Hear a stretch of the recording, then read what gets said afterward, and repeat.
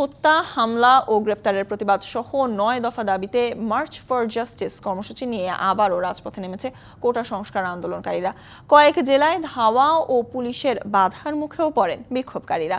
সিলেট নগরীতে মিছিল বের করেন আন্দোলনকারীরা। সুবিদবাজার এলাকায় যাওয়ার পর শিক্ষার্থীদের ধাওয়া দেয় পুলিশ।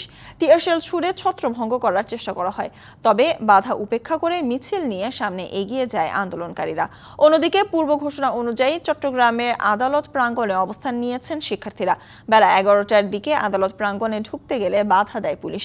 এ সময় আইনজীবীদের একাংশের সহযোগিতায় বাধা উপেক্ষা করে গেটের ভেতরে ঢুকে যায় তারা। বরিশালে পুলিশের লাঠিচার্জে পণ্ড হয়ে গেছে কোটা আন্দোলনকারীদের কর্মসূচি। দুপুরে নগরীর টাউন হলের সামনে জড়ো হন শিক্ষার্থীরা। পুলিশের লাঠিচার্জের মুখে সেখান থেকে সরে গিয়ে কাকুলির মোড় থেকে আদালতের সামনে অবস্থান নেন তারা। আরেক দফা লাঠিচার্জে পণ্ড হয়ে যায় কর্মসূচি। এ সময় ১১ শিক্ষার্থীকে আটক করে পুলিশ। হত্যার বিচার ও মামলার হয়রানি বন্ধে ময়মনসিংহেও রাজপথে নেমেছে শিক্ষার্থীরা। নগরীর 0 পয়েন্টে ১ ঘণ্টা বিক্ষোভের পর বিক্ষোভকারীরা টাউন হল মোড়ে অবস্থান নিলে সরিয়ে দেয় পুলিশ।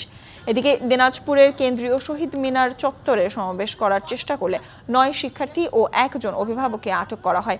এছাড়াও খুলনা সহ বিভিন্ন জেলায় মার্চ ফর জাস্টিস কর্মসূচি পালন করেছে বৈষম্য বিরোধী ছাত্র আন্দোলন।